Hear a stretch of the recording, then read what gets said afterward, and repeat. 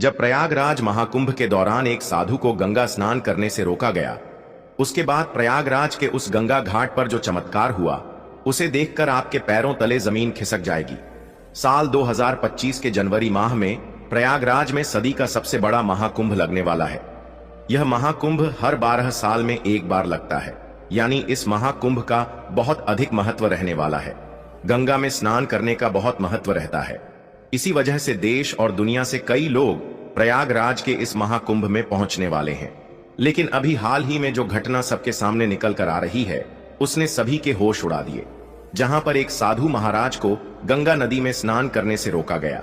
कोई भी महाकुंभ साधुओं के बिना अधूरा है, क्योंकि यह साधु संतों के आगमन और स्नान से ही संपूर्ण माना जाता है।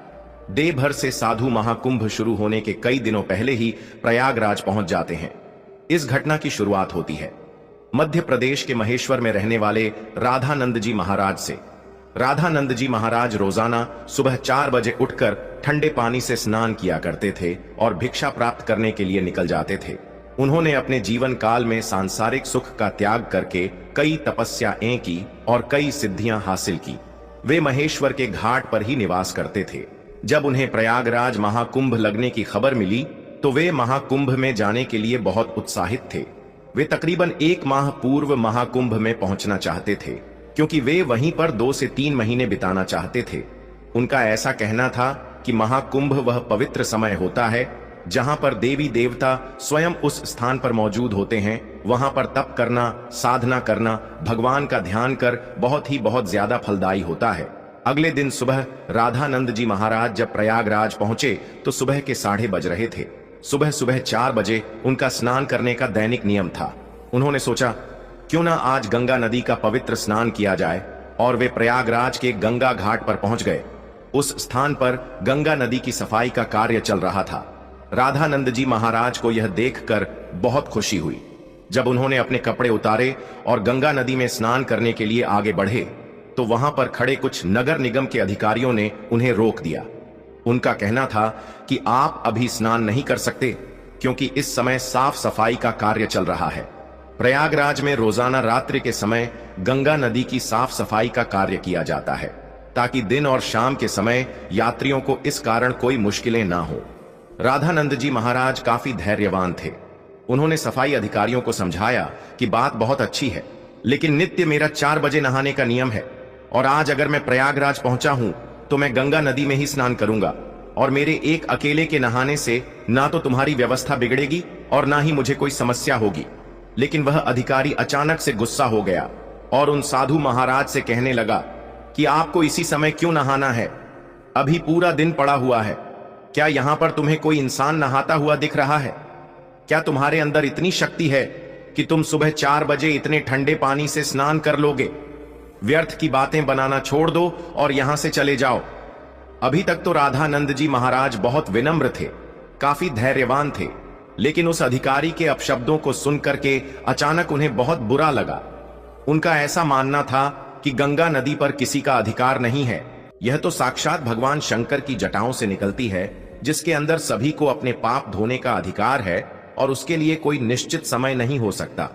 लेकिन उस समय राधानंद जी महाराज ने उस अधिकारी को कुछ नहीं कहा और सामने घाट पर ध्यान अवस्था में बैठ गए।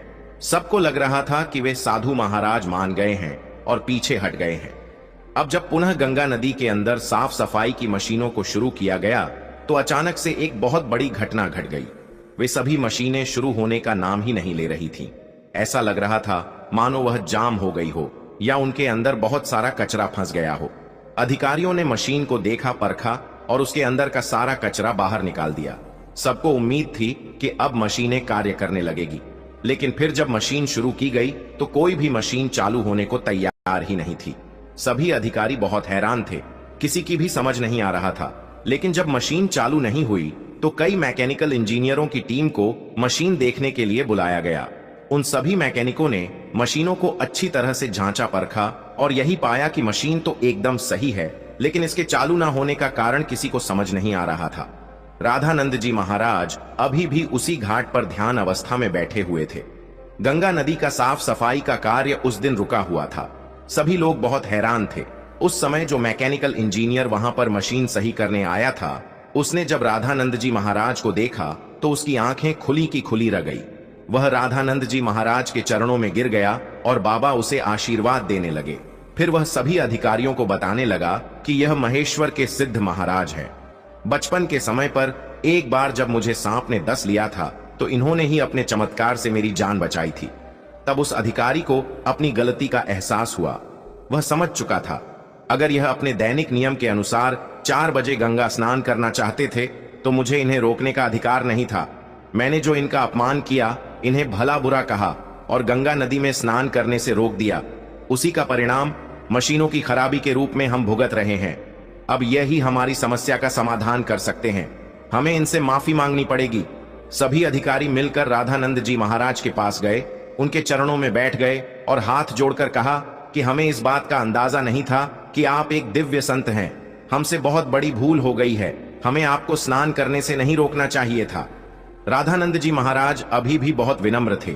उन्होंने अधिकारियों से कहा कि यह जरूरी नहीं है कि कोई संत चमत्कारी खोखे तभी ही उसे गंगा नदी में स्नान की अनुमति दी जाए। गंगा नदी के ऊपर साधु संतों का सबसे पहला अधिकार है। सभी अधिकारियों ने उनसे हाथ जोड़कर कहा, अब आप गंगा नदी में स्नान कर सकते हैं।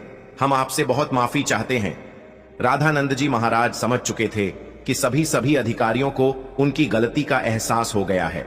उनका अभिमान दूर हो गया है। उन्होंने विनम्रता पूर्वक उन अधिकारियों से कहा कि तुम चिंता क्यों करते हो? अभी समय कहां बीता है? जरा अपनी घड़ी में समय तो देखो, आखिर क्या बजे हैं? जब सभी अधिकारियों ने अपनी घड़ी में समय देखा तो उनके रोंगटे खड़े हो गए, क्योंकि उस समय सुबह के 4 बज रहे थे। किसी भी अधिकारी को यह समझ नहीं आ रहा था आखिर इतना इतना बड़ा चमत्कार कैसे हुआ। आखिर राधानंद जी महाराज ने अपने चमत्कार से समय को कैसे पलट दिया। इतना बड़ा चमत्कार देखकर सभी अधिकारी उनके चरणों में गिर गए और बाबा की जयकार लगाने लगे। इस चमत्कारी घटना के बाद सब लोग उन्हें मान गए और उनके दास बन गए, जिसके बाद वे सुबह 4 बजे अपने नित्य कर्म के अनुसार वे गंगा नदी में स्नान करने पहुंचे और इधर मशीनों को फिर से काम करना शुरू कर दिया।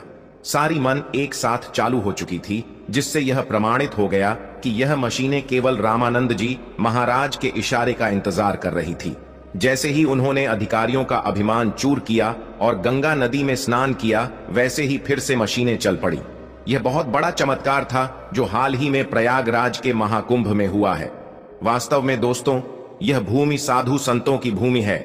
यहाँ पर साधु संतों का न तो अपमान किया जा सकता है और ना ही उन्हें छो समझा जाता है। इस देश का हर संत इस देश के लिए कुछ ना कुछ करता है और भक्तों को अध्यात्म के मार्ग से जोड़ता है। हमें कभी भी उनका अपमान नहीं करना चाहिए और ना ही उन्हें छोटा समझना चाहिए। इस पूरी घटना को लेकर आपके क्या विचार है, हमें नीचे कमेंट बॉक्स में जरूर बताइएगा। अगर वीडियो आपको पसंद आई हो तो लाइक जरूर करें।